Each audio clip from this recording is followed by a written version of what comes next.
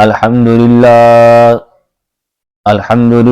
رب العالمین والصلاة والسلام علی سید الانبیاء والمرسلین وعلی آلہ واصحابہ اجمعین اما بعد فاعوذ باللہ من الشیطان الرجیم بسم اللہ الرحمن الرحیم وَلَا تَحْسَبَنَّ الَّذِينَ قُتِلُوا فِي سَبِيلِ اللَّهِ أَمْوَاتٌ بَلْ أَحْيَاءٌ عِندَ رَبِّهِمْ يُرْزَقُونَ صدق اللہ العظیم ببرکۃ ان اللہ وملائکتہ یصلون علی النبی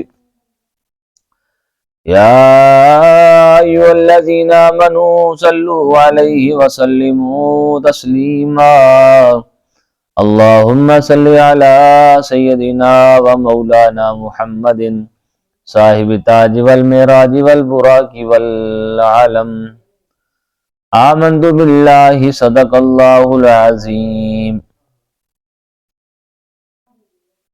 اور جو اللہ کی راہ میں مارے گئے ہرگز انہیں مردہ نہ خیال کرنا بلکہ وہ اپنے رب کے پاس زندہ ہیں، روزی پاتے ہیں۔ میرے محترم بزرگوں اور معزز دوستو، آج مختصر وقت میں غزوہ احد کا بیان ہوگا، خصوصاً سیدہ شہداء حضرت امیر حمزہ کے فضائل و مناقب اور شہادت کا بیان ہوگا۔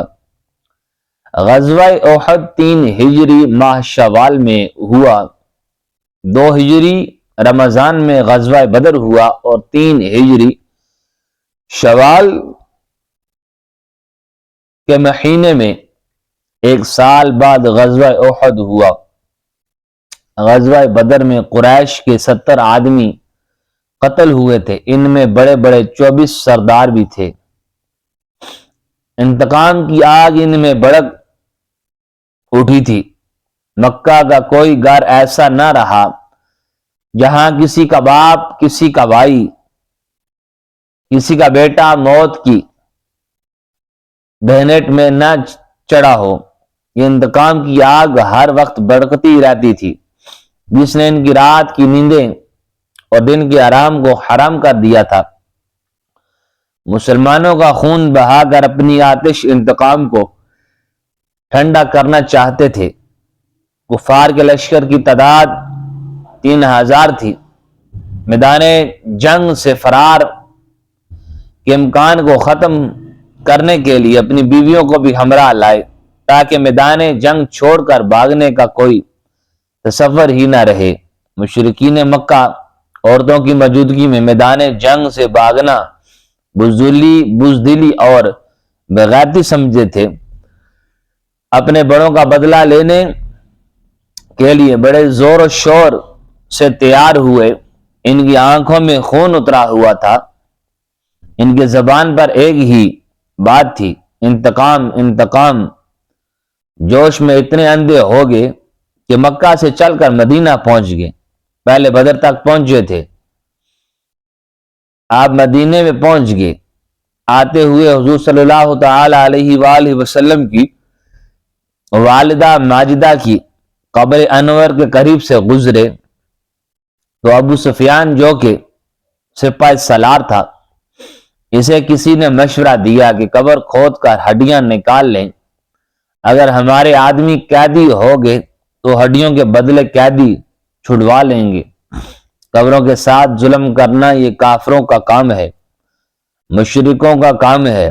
قبروں کی بے حرمتی کے منصوبے کفار مکہ بناتے تھے، آج کل نام و نہاد مسلمان بناتے ہیں۔ حضرت داتا گنج بخش علی حجویری کے دربار پر دھماکے کر کے مسلمانوں کو خون میں نہلانا یہ کسی مسلمان کا کام نہیں ہو سکتا۔ احد پہاڑ کی محبت وہ بڑے جوش و خروش کے ساتھ مدینہ تک پہنچ گئے۔ احد پہاڑ مدینے سے تقریباً 2.5-3 میل کے فاصلے پر ہے۔ یہاں پر آ کر پڑاؤ کیا۔ سرکار مدینہ صلی اللہ تعالی علیہ وآلہ وسلم ایک مرتبہ احد پہاڑ پر رونق افروز ہوئے۔ حضرت ابو بکر صدیق حضرت عمر فاروق، حضرت عثمان غنی رضی اللہ تعالی عنہ بھی ساتھ ہیں۔ مولانا روم فرماتے ہیں کوہ در رز آمد چلاک شد، جس میں خاک از عشق پر افلاک شد۔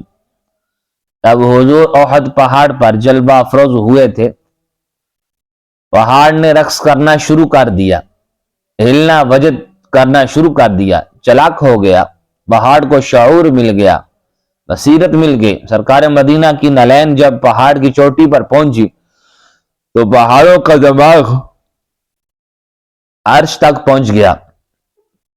پہاڑ اپنی قسمت پر ناز کر رہا تھا۔ پہاڑ جان گیا کہ معراج کا دولہا، نبیوں کا امام مجھ پر جلوہ افروز ہے۔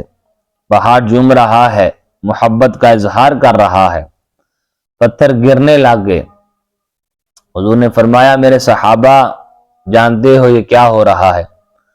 عرض کی یا رسول اللہ، اللہ و رسولہ عالم، اللہ جانے اور اس کا رسول جانے۔ حضور نے فرمایا ھذا جبل یحبنا ونحبہ، یہ پہاڑ ہم سے محبت کرتا ہے، ہم اس سے محبت کرتے ہیں۔ حضور کو پہاڑ کی محبت کا پتہ ہے، اگر غلام محبت کرے تو کیا پتہ نہیں ہوگا؟ پہاڑ محبت کرتا ہے، انسان ہو کر محبت نہ کرے، وہ پہاڑ سے بھی کیا گزرا ہے کہ محمد سے وفاتوں نے، ہم تیرے ہیں، یہ جہاں چیز ہے کیا لوح و قلم تیرے ہیں۔ رحمت دو عالم صلی اللہ تعالی علیہ وآلہ وسلم مسجد نبوی میں تشریف فرما ہے۔ صحابہ کو فرمایا مجھے یمن سے محبت کی خوشبو آ رہی ہے۔ ادھر حضرت اویس کرنی حضور کی بارگاہ میں عرض کرتے ہیں حضور میری والدہ بوڑھی ہیں، خدمت کرنے والا کوئی نہیں۔ مدینے میں بیٹھ کر فرماتے ہیں اویس تم ماں کی خدمت کرتے رہو، ہمیں محبت کی خوشبو آ رہی ہے۔ اویس محبت بری آرزو عرض کر رہے ہیں، سرکار مدینہ میں سن رہے ہیں۔ یہ ممکن نہیں کوئی غلام حضور سے محبت کرے اور حضور کو پتہ نہ ہو۔ یہ احد پہاڑ ہم سے محبت کرتا ہے، ہم اس سے محبت کرتے ہیں۔ یہ پہاڑ جنتی پہاڑ ہے، اس سے جنت کی خوشبو آتی ہے۔ احد پہاڑ محبت سے جھوم رہا ہے۔ حضور نے پاؤں کی ایک ٹھوکر لگائی، فرمایا اسکنو، تیرے جھومنے سے کہیں صدیق زخمی نہ ہو جائیں، فاروق کو چوٹ نہ آ جائے، عثمان پریشان نہ ہو جائیں۔ پہاڑ تو بڑا ہی خوش نصیب ہے، تجھ پر اللہ کا نبی ہے جو تمام نبیوں کا سردار ہے۔ تجھ پر نبی کا ساتھی صدیق با وفا ہے، اور تجھ پر دو شہید ہیں، فاروق اور عثمان۔ حضرت ابو بکر، حضرت عمر، حضرت عثمان کے انجام کا اعلان حضور نے کیا ہے۔ صدیق جس نے کبھی جھوٹ نہ بولا ہو، شہید جس کا خاتمہ ایمان پر ہو۔ جو صدیق کے ایمان میں کسی قسم کا شک کرے وہ بھی بے ایمان، جو شہید کے ایمان میں شک کرے وہ بھی بے ایمان، دائرہ ایمان سے خارج ہے۔ جس سے حضور محبت کرتے ہیں تم بھی ان سے محبت کرو، جن کے ایمان کی گواہی حضور دیتے ہیں تم بھی ان کے ایمان کی گواہی دو۔ لشکر کفار کی روانگی۔ کفار مکہ کا لشکر 3000 جنگ آزما سورماؤں پر مشتمل تھا۔ 700 زرہ پوش، 200 گھڑ سوار، 3000 اونٹ مدینہ پر حملہ کرنے کے لیے روانہ ہوئے۔ بڑے بڑے سرداروں کی عورتیں بھی ساتھ تھی، اور بہت سی عورتیں بھی تھی جو دف بجاتی تھی، مرثے گاتی تھی، اوغفاں کرتی تھی، لوگوں کو بھی رلاتی، خود بھی روتی تھی، لوگوں میں جوش انتقام پیدا کرتی تھی۔ حضور صلی اللہ تعالی علیہ وآلہ وسلم نے جنگ میں پہلے ایک خواب دیکھا، صحابہ کرام کے سامنے سے بیان فرمایا۔ آپ نے فرمایا میں نے خواب دیکھا ہے کہ ایک گائے کو میرے سامنے ذبح کیا جا رہا ہے، میں نے اپنی تلوار میں کئی داندے دیکھے ہیں۔ گائے سے مراد میرے صحابہ کا شہید ہونا ہے، اور داندوں سے مراد یہ ہے کہ میرے اہل بیت سے ایک کو قتل کیا جائے گا۔ پھر میں نے دیکھا میں نے اپنا ہاتھ ایک مضبوط زرہ کے اندر ڈالا ہے، زیرا سے مراد شہر مدینہ ہے، اللہ تعالیٰ بہتر کرے گا۔ حضور نے ارشاد فرمایا اگر تم مناسب سمجھو تو ہم شہر کے اندر رہ کر جنگ کریں، کفار باہر ٹھہرے رہیں گے۔ انہوں نے شہر کے اندر داخل ہونے کی کوشش کی تو گلی کوچوں میں ان سے لڑیں گے، اوپر سے عورتیں پتھر ماریں گی اور شکست کھا کر بھاگ جائیں گے۔ عبداللہ بن ابی نے بھی اسی مشورے کو پسند کیا، کہا کہ ہم شہر کے اندر رہ کر لڑیں گے، لیکن پرجوش نوجوان جو جنگ بدر میں شریک نہیں ہو سکے تھے، یعنی شہادت کا بے حد شوق تھا، انہوں نے عرض کی یا رسول اللہ ہم مدینے سے باہر نکل کر جنگ لڑیں گے، کفار سمجھیں گے کہ ہم ان سے ڈر گئے ہیں، بزدلی کی وجہ سے ہم میدان جنگ میں ان کو نہیں للکار سکے۔ رحمت دو عالم حجابین کا جوش، ایمان، شوق شہادت کو دیکھا تو فرمایا ٹھیک ہے ہم مدینہ سے باہر جا کر جنگ کریں گے۔ احد کی طرف روانگی اور رئیس المنافقین کی غداری۔ حضور پر نور صلی اللہ تعالی علیہ وآلہ وسلم گھوڑے پر سوار، گلے میں کمان، ہاتھ میں نیزہ ہے، اسلام کے جانثار مجاہد ان میں ذرا پوش بھی ہیں۔ حضور کے آگے پیچھے دائیں بائیں چاق و چوک بند شیروں کی طرح رواں دواں ہیں۔ راستے میں عبداللہ بن ابی نے اپنے 300 ساتھیوں کو لشکر سلام سے الگ کر کے واپس چلا گیا۔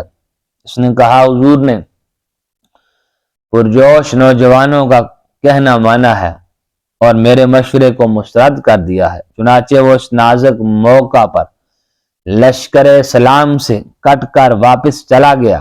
رئیس المنافقین کا خیال تھا کہ لشکر اسلام میں پھوٹ پڑ جائے گی، باقی لوگ بھاگ جائیں گے، لیکن شمع جمال مصطفیٰ کے پروانے ڈٹے رہے، جان نثاری کے جذبے کا اظہار کرتے رہے۔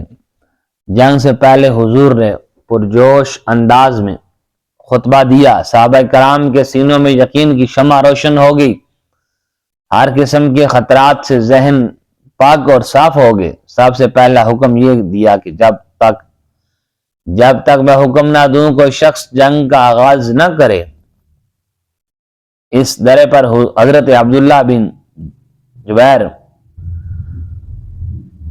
رضی اللہ تعالیٰ عنہ کی قیادت میں 50 مجاہدین کا ایک دستہ مقرر فرمایا، سفید وردی پہننے کا حکم دیا تاکہ دور سے ان کی پہچان ہو سکے، ان کی تاکیدگی حکم دیا اور گھڑ سوار ہم پر حملہ کریں تو ان پر تیروں کی بوچھاڑ کرنا تاکہ پیچھے سے حملہ نہ کر سکیں، ہمیں فتح ہو یا شکست تم اپنے مورچے پر ڈٹے رہنا، اگر تم دیکھو ہم نے مشرکین کو شکست دی ہے تب بھی اپنی جگہ کو نہ چھوڑنا، اگر تم دیکھو کہ پرندے ہمیں اچک کر لے جا رہے ہیں، دشمن ہمیں یہ کر رہے تب بھی ہماری مدد کے لیے نہ آنا، اپنے مورچوں کو ہرگز نہ چھوڑنا جب تک میں اپنا پیغام نہ بھیجوں، جب تک تم ثابت قدم رہو گے ہم غالب رہیں گے، اے اللہ تو گواہ رہنا میں نے انہیں سمجھانے میں اپنا فرض ادا کر دیا۔ کفار کی طرف سے جنگ کا آغاز کیا گیا، امسان کی جنگ ہوئی، کفار کے قدم اکھڑ گئے۔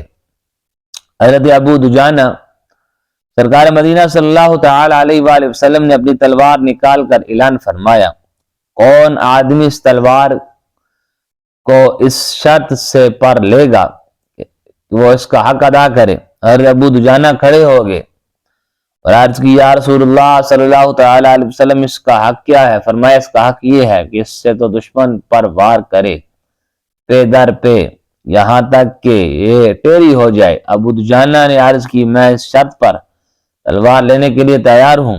حضور نے وہ تلوار انہیں عطا کر دی۔ ابو دجانہ کا ایک سرخ دوپٹہ تھا، آپ کا طریقہ تھا کہ اسے جنگ کے وقت سر پر باندھ لیتے تھے، لوگ سمجھ لیتے تھے آپ دشمن کی خیر نہیں ہے، آپ نے سرخ دوپٹہ سر پر باندھ لیا، بڑے فخر یہ انداز میں ٹہلنے لگے۔ حضور نے دیکھا، فرمایا یہ انداز اللہ کو سخت ناپسند ہے، لیکن ایسے موقع پر ناپسند نہیں ہے۔ حضرت علی کو خیبر کے موقع پر جھنڈا عطا کیا، لیکن ابو دجانہ کو تلوار عطا کی۔ حضرت ابو دجانہ نے لڑتے ہوئے اس تلوار کا حق ادا کر دیا۔ ابو دجانہ دشمن کی صفوں میں گھس گئے اور بڑے بڑے مشکروں اور سور موروں کا صفایا کر دیا۔ ادھر سے گزرے کشتیوں کے پشتے لگاتے جاتے، جو سامنے آتا ڈیر کر دیتے۔ میدان جنگ میں ابو سفیان کی بیوی ہندہ سامنے آ گئی، مگر آپ نے اسے قتل کرنے سے تلوار کو روک لیا تاکہ حضور کی تلوار عورت کے سر پہ نہ لگے۔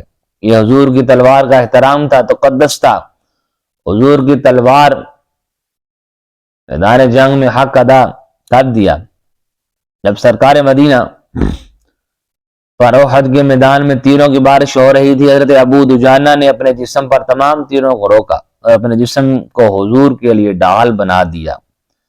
دعا ہے رب تعالی ہمارے اندر بھی وہ جذبہ ایمانی پیدا کرے، ہم بھی کفار کے سامنے ڈٹ کر کھڑے ہو جائیں اور ان کا مقابلہ کریں۔